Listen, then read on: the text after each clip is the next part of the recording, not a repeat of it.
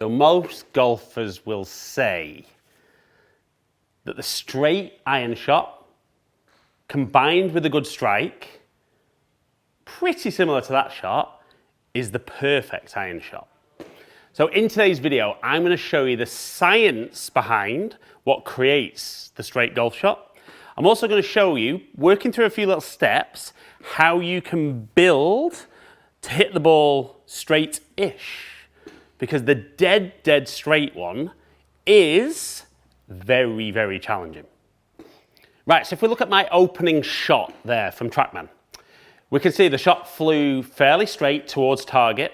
And if we look at the numbers across the bottom, we can see that the club face was 0.7 degrees close to path. The swing direction was 0.9 degrees from the inside.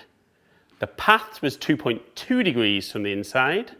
The low point was 1.8 inches ahead of the golf ball and the club was moving down 2 degrees. Now, there was a lot of information there, wasn't there? So to hit the perfect iron shot, and I think most golfers will say the dead straight one is the perfect one. I'm not necessarily saying I agree with that, but to hit the ball dead straight, what you need to do is get that club face dead square to the path. So the club face will be 0.0. So dead straight, and the path would also be 0.0. So 0, 0 is the perfect straight one, and you would then want the golf club traveling down through the golf ball so that you hit ball and then turf. Easy, so simple, but it is incredibly difficult to do. So I think if you're working on taking shape off the ball and getting a good strike on the ball, the first thing you need to do is to make sure that the lowest point of your golf swing is after the golf ball and that you try and get that club face a bit squarer to the path, even if the path's not quite there to begin with. And a really easy way of controlling the club face is when you look down the line here, is that as you swing back, you want to feel that that leading edge of the sole is the same as your spine angle. Then as you come down, you'll be in that similar position. And then as you work through, the body can turn to control. And then again, you'd be pretty similar to that spine angle. So very often that little waist height to waist height swing can be a great way of feeling some club face control. Now, so if we just hit maybe 1 or 2 shots with that and get some feedback on how good my club face control is. So not bad on accuracy. We can see maybe a little bit out to the right, but that club face there was actually 3.2 degrees close to the path. So definitely that's my tendency.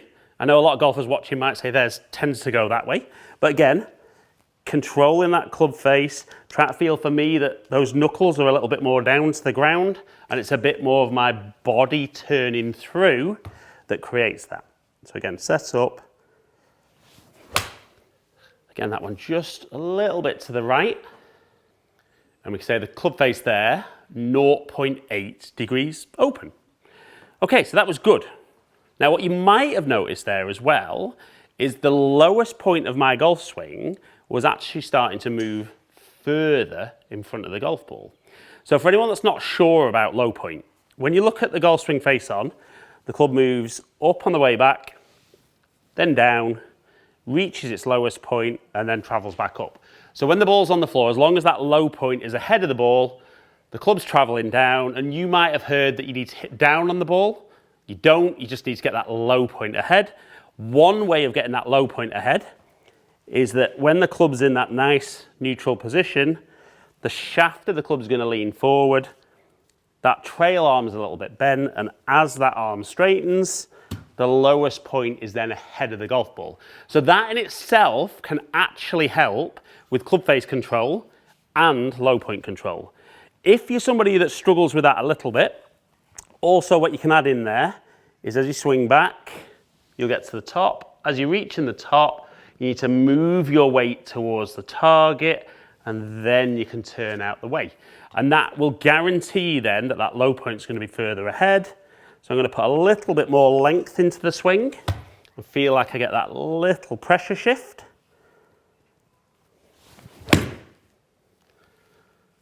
That felt solid. So we can see 3.9 inches ahead. Clubs travelled down 4.6 degrees. Club face was 2.9 degrees closed. And all in all, not a bad shot, to be fair. So, obviously I'm working through this a little quicker than you might do whether you're on the range or if you're actually trying this on the golf course. But initially, get some good club face control and get that low point being controlled. And the low point's really important because low point will actually affect the path of the club. Now, there's a lot of technical stuff in today's video, so comment below and let me know whether you're enjoying this side of the golf swing. But if you're looking at the ball sets off where the club face points, the path of the club then creates the shape. Now, when the low point is ahead of the golf ball, the club's travelling down, and you can see from face on, as the club's travelling down, it's travelling more from the inside. If the club was travelling up, it'd be travelling more left or out to in. So if I was to hit a normal shot, feeling that I get that club face control and that low point ahead, let's see what that would normally give me. Okay, so a really good strike. We can see low point 5.4 inches ahead. We can see club face 1.3 degrees closed. My swing direction was 1.6 degrees from the inside, but my path was 5.6 from the inside. Now, the reason for that is swing direction is the direction the club's moving at the lowest point. Swing path is the direction the club's moving at impact, full compression with the ball. So you can see, because I caught the ball earlier, the path of the club's actually more from the inside. Now, I would have loved to have known this as a kid, because definitely this part of the video would have made the biggest difference for me hitting better shots. So actually, the perfect straight shot, I actually feel like I need to swing the club more left. So as long as my swing direction's left and my low point's ahead, that's going to start balancing the two out, and it should help me hit the ball straighter. So I did say before, we're kind of working through this fairly quickly. This might take you longer than the 10-minute of this video, but I've got the club face control and I've got my weight shift. Now I'm going to feel like I swing a little bit more left. Let's see if this gets me hitting the ball a little bit straighter. So everything's set, feeling good. So not a lot of shape to that. So my swing direction was 2.9 degrees out to in. My low point was 4.8 inches ahead. So my path was only 0.8 degrees from the inside, and my club face was still 2 degrees closed. So it was good, and it was straight-ish. So I'm going to try, I've got 3 goes to get 0-0. Now, I'll be honest, I talk about this with pupils. Chasing 0-0 is madness, in my opinion. If you can keep those numbers small, you're going to be shapeless. Not a lot of shape in there, but I'm going to give myself 3 goes to see if I can do 0-0. Comment below on whether you think I've got any chance of doing this. So I'm going to set up. Let's get that movement right. Okay, so it's a decent shot. My path is 0.6 degrees out to in. Low point was 2.2 inches ahead. Club face was 3.8 open. So it was a good shot, but it was a fail. Welcome to my practice life. So let's get there again.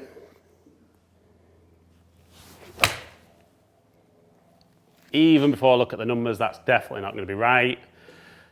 So path, a little bit from the inside, didn't swing left enough. Low point was good and club face was 1.5 degrees open. Now, I know what you're thinking. If you've watched any of my old videos when I used to hit those big swingy draws, these are very good golf shots, aren't they? So one last one, 0-0. Can we do it? Can I hit the perfect iron shot? Has it got a chance? No. Swing direction 1.6 out to in. Low point 3.7 inches ahead. club path 1.2 degrees from the inside and club face 0.1 degrees open. So, there wasn't the perfect iron shot, but I would probably take any of those, and the hardest shot in golf to hit is the dead straight one. If you play with shape, great. If you can reduce the shape, even better. But the search for the perfect iron shot goes on.